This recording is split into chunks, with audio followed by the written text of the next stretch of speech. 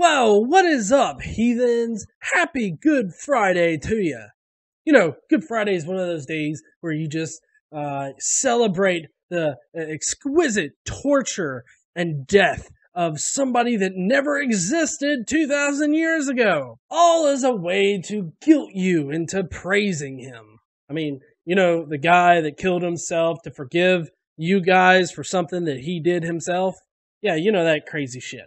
Well, I'm here to tell you guys today that Jesus never rose from the dead. I know, that's like, you know, whoop-de-fucking-do, you're an atheist. Of course you don't believe he rose from the dead. But there are a lot of apologetics out there to historically argue for the resurrection of Jesus. I wanted to take a look at a few of those today in remembrance of this mythological person.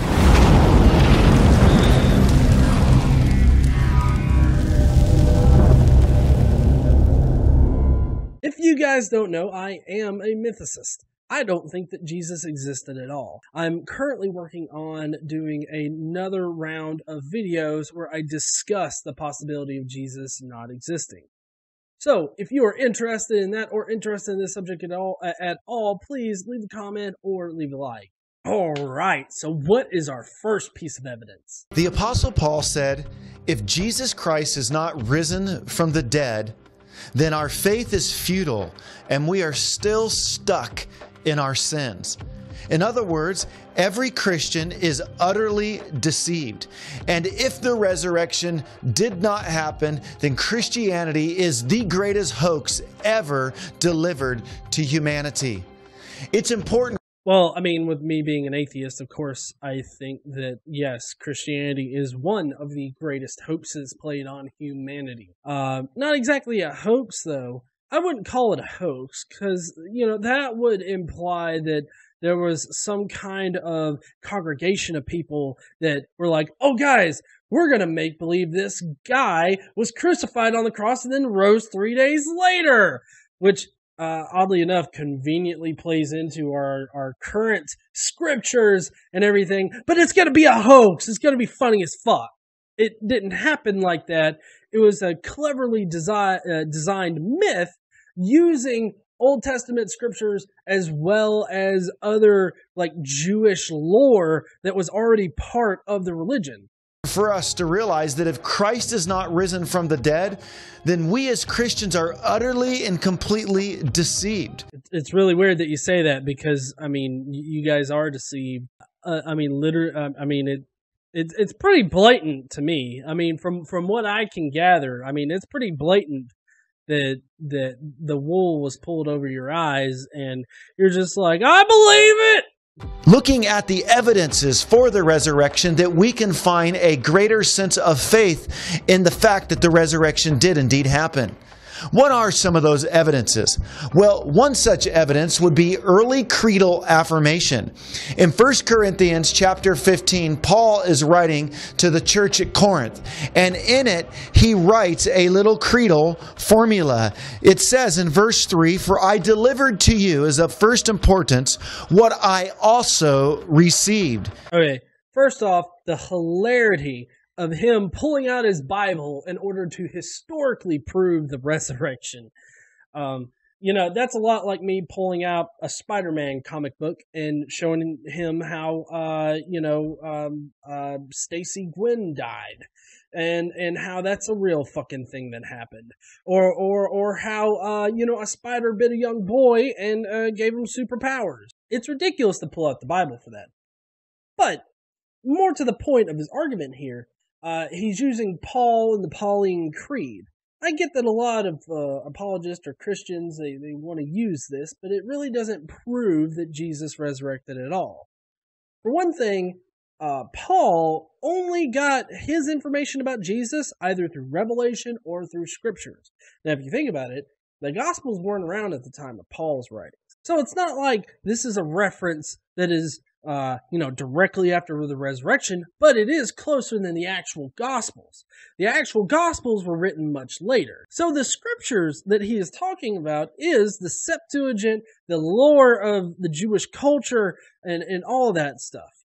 all that stuff were the scriptures to Paul, and so he pulled all of his information out of the Old Testament. I'm about to pull out the Pauline Creed here, and I'll let him recite that for you. He goes on to say that Christ died for our sins in accordance with Scriptures, that he was buried, and that he was raised on the third day in accordance with Scriptures. You notice here, it says, in accordance with Scriptures, okay? That's where he got his information from, Scriptures and Revelation. So it really shouldn't be a surprise here that Paul created a creed from the Scriptures that were already in existence. Like, I don't get how this is evidence. And then he goes on. Now, scholars are in agreement that this is an early creed. We can see that he is lifting rabbinical tradition in verse 3 when he says, "For what I received, I delivered unto you."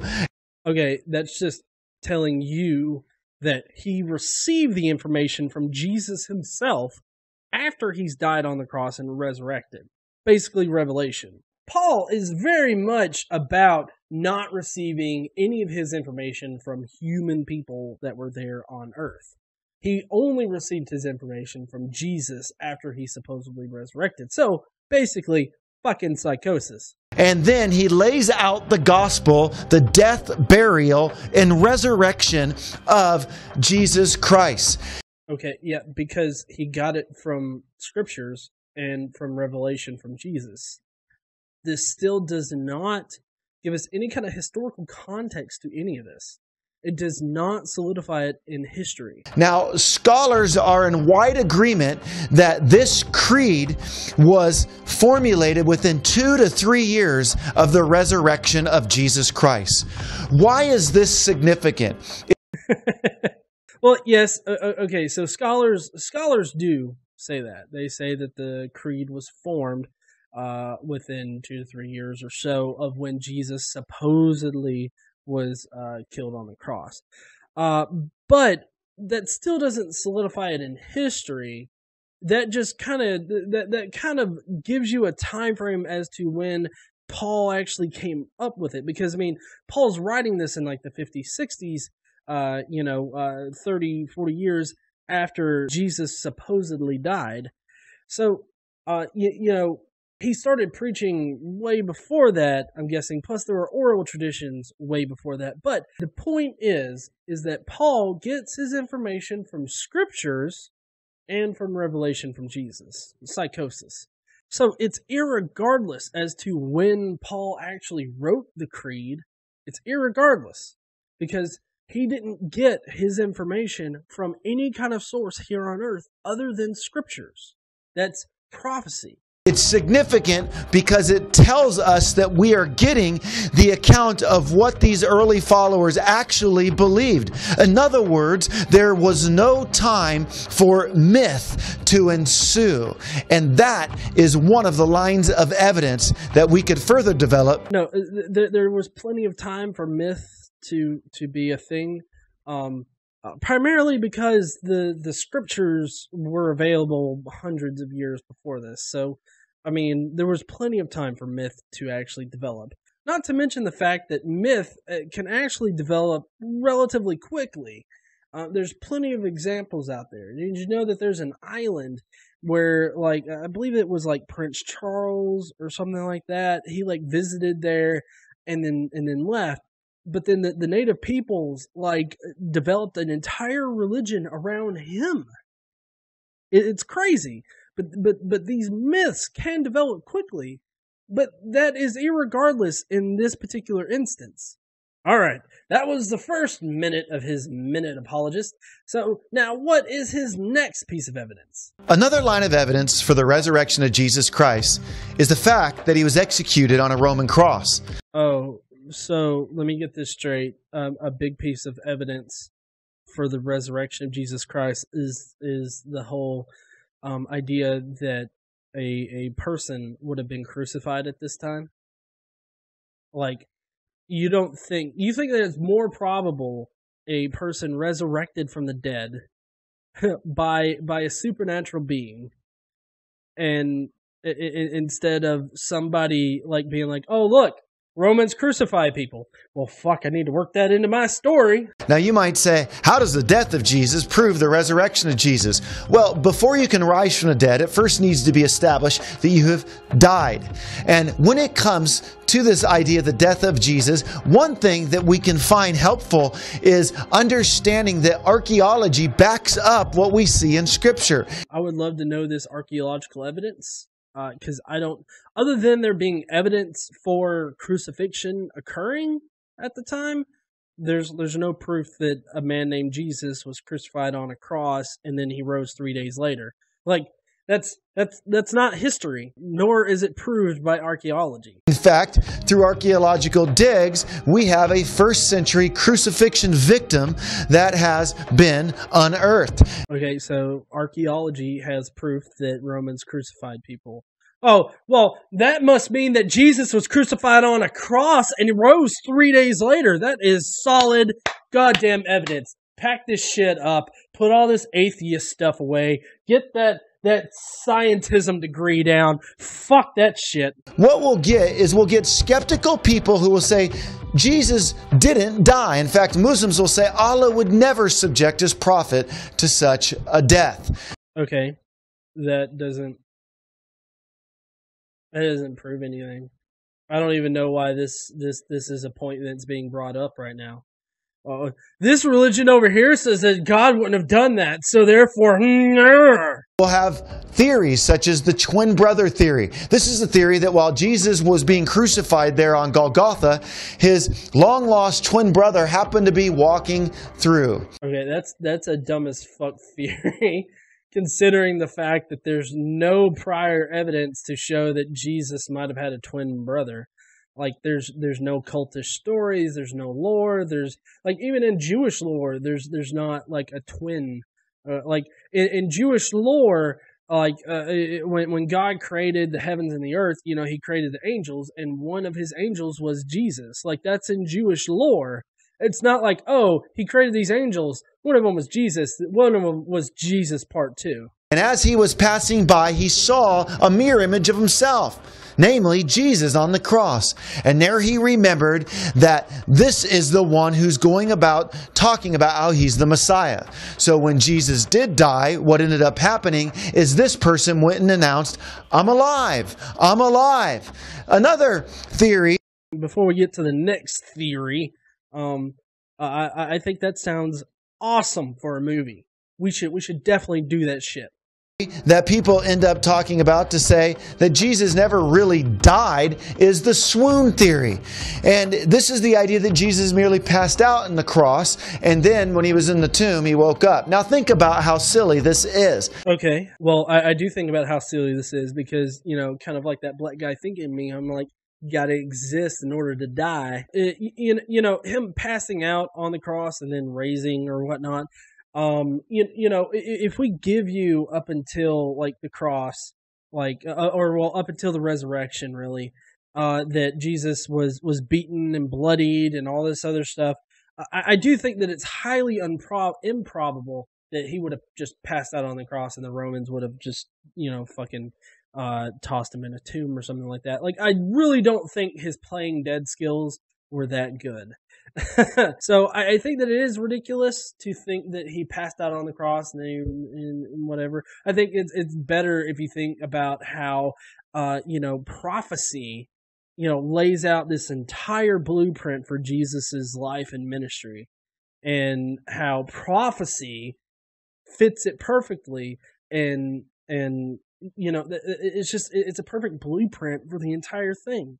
That seems like a better theory and more probable than a fuck resurrecting after 3 days of being dead. I think it's easier to believe that he really died than to say that he just passed out. I mean, it's easier for you to say that he died and resurrected 3 days later. I mean, it's easy for me to say that I jumped off the Empire State Building, landed, and it didn't fucking hurt me at all. So therefore, praise me, I'm fucking God, motherfucker. That's easy for me to say and believe, isn't it? My point is that it's easy to believe and easy to say a lot of shit. It's harder to prove it in history. All right, what's our next piece of evidence? The next line of evidence for the resurrection of Jesus Christ is the reality of the empty tomb. The reality of the empty tomb? Like, really? All right. The first theory that began to burst on the scenes after the resurrection of Jesus Christ in order to rebut the claim that the disciples were making is the idea that the disciples stole the body of Jesus. Well, true. He is right in that. Like, that was one of the first things that was actually, put out there as a rebut to it. And it was pretty early on, too. Like, the disciples just stole his body. That doesn't make a lot of sense. If you just think about the culture of the time, the Romans, what they would have done is they would have seen that there was nobody there. Then they would have rounded up all the disciples, fucking killed them, too, as well as finding Jesus' body. And if they didn't actually kill him on the cross, then they would have made sure that they would have fucking killed him then. But from a more literary point of view, Mark is our earliest gospel that we can really reference. So that, considering that Matthew and Luke both copied off of Mark, and then Luke copied off of Matthew, and then you got John, which is a separate Christian community that was forming in the first, second, and third centuries. So we look at Mark for the earliest and most accurate depiction of what was being believed at the time. The reason why Matthew had to come in and have this angel come down and like proclaim that Jesus is risen and everything like that. The reason why is because Mark didn't satisfy people enough, and the rumor started that disciples just went in, took his body, boom. Like, Matthew was trying to fix a problem with Mark. That's the reason why that's there, and you can even tell it because even in Scripture it talks about how people were saying the disciples just took the body. It really does kind of fall flat on its face, saying that that the empty tomb is any kind of evidence for it. You have literary evidence to suggest that the claim was being made at the time, so people came in later and fixed what others were believing at the time and said, no, this is what really happened. Like, in a literary sense, in a culture sense, and in a way that cults and religions work, that makes more sense than the fucker actually resurrecting from the goddamn dead. Or that his body was stolen. Now, the disciples wouldn't steal the body and then go die for the dead Christ that they supposedly claimed rise from the dead. Not only that, if somebody else stole the body, when the disciples were going about saying, he's alive, if indeed Jesus did die and didn't rise from dead and his body was stolen, they would have brought the body to bear and said, look, these guys are lying. This thing is a hoax. Now, I find it also significant that the first discoverers of the empty tomb were women. And this is very important. As they showed up at the empty tomb, we need to realize that this tells us something very authentic about the writers of the Gospels. If you know anything about the Greco-Roman world at that time, and in particular the Jews, we know that women were devalued. In fact, it was said it takes two men's vote to equal one, or two women's vote to equal a man's vote. It was also said at that time that there was this Jewish prayer, thank God that I'm not a woman. Oh, so you mean to tell me that early Christianity and Jews in general were misogynistic as fuck? God damn, I wouldn't have known. I mean, I would have if I had just read the fucking Bible, because it's misogynistic as shit. Despite its misogynistic nature, though, the Bible, does use women in order to advance the whole ministry of Jesus a lot. Mainly Mary Magdalene, And then, of course, there's Mary, the mother of Jesus. So, I mean, you have these instances within your own story here where women are put in a trustworthy position, or they are being trusted by Jesus, or any of that kind of thing. Like Mary and the mother Mary were just some like fucking hoe bags that came across the tomb or whatnot. These were significant people in Jesus's life. There's no reason, like this is no reason to suggest that, oh, we know the resurrection's real because these women found it. Also, fun to note, in Mark, there were no women. In Matthew, there was Mary. And then in Luke, there's Mary and the other Mary. And then, as to what they found, like the entire resurrection part of this is so fuckered across the Bible, across the Gospels, that it's really amazing to see people actively believe in it and just chalk it up to like fucking different witnesses or whatnot. Different viewpoints. It's like, I'm sorry, but there's either one Mary, two Marys, or a whole fucking gaggle of women that fucking find the empty tomb or whatnot. And then as to what they found inside it, should be pretty close in resemblance too. I mean, you've got, in one instance, an angel fucking flies down from above and like it smashes a goddamn tomb, and he has risen. I've come to tell you this awkwardly, I guess. I'm gonna go now, woo, kind of thing. And then you've got like a little servant boy that's in there that looks like he's been molested by Jesus before he left out, and he's just like, he is risen. Go and tell the disciples, bitches.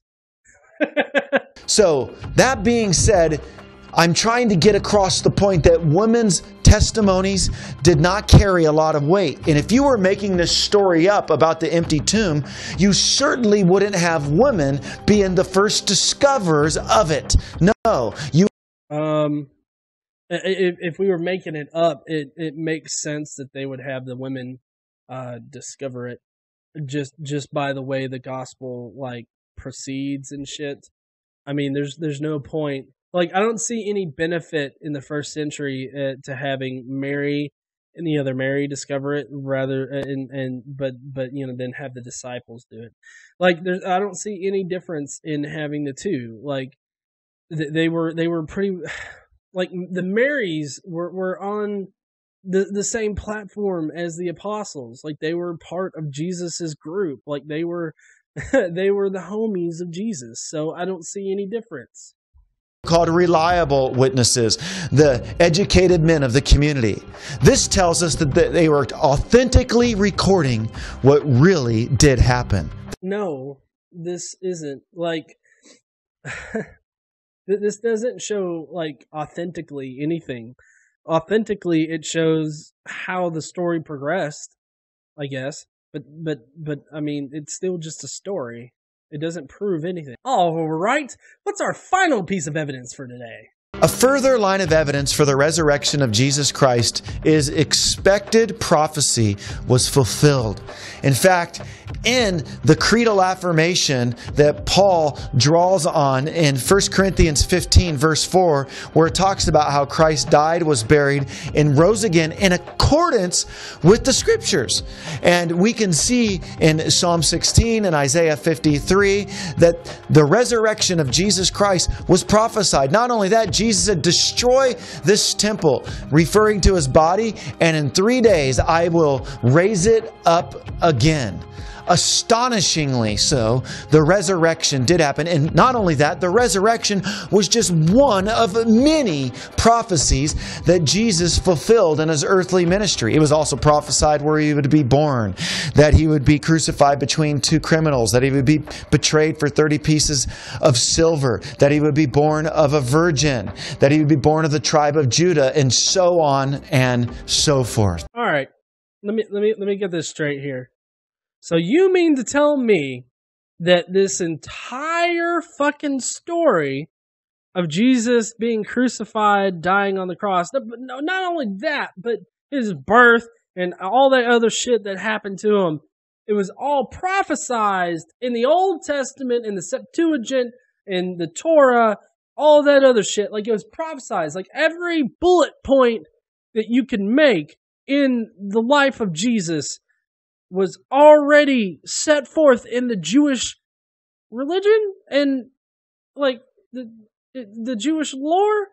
So it was already planned out. You just had to have somebody pin it and fill in the spaces. Like, how is this evidence? This isn't evidence. If anything, this last one is evidence that it was made the fuck up. I mean, if you've already got all the information about what he's supposed to do, not to mention the fact that since Jesus is a prophet of God, then he has to perform the miracles that were performed in the past by prophets of God. But not only do that, but do them bigger and better and all this other kind of shit. Like, there's a lot of parallels between Jesus and the Old Testament and the prophets, like especially in Daniel. Holy fuck. Daniel is pretty much a blueprint for how the death and resurrection of Jesus Christ was supposed to happen. Like, you have all of that shit already set out in the Old Testament. But apparently that's supposed to prove that he was actually died and resurrected. If anything, it proves that it was all made up. I really don't get this shit. I don't understand it at all. I don't understand how you could have a blueprint for it and then be like, oh, but it really happened because he fulfilled the blueprint. If I make a blueprint for a goddamn house and then, you know, somebody builds the house, do I think that, oh, that it just so happened to be that way? Like the architect didn't use my blueprint. He just went in there all willy-nilly and just started fucking building shit. But no, he didn't use my goddamn blueprint at all. No. That's dumb as fuck, motherfucker. Well, guys, I hope that you liked this video today. I hope that you enjoyed watching this 1 Minute Apologist. I'm planning on doing more videos from him. So if you want to go to his channel, send me some videos you want to see me look at, debunk, or make fun of, please do. Don't forget, today's Good Friday, so be sure to crucify that Jew. See you guys later. Don't forget to stand up and use your voice.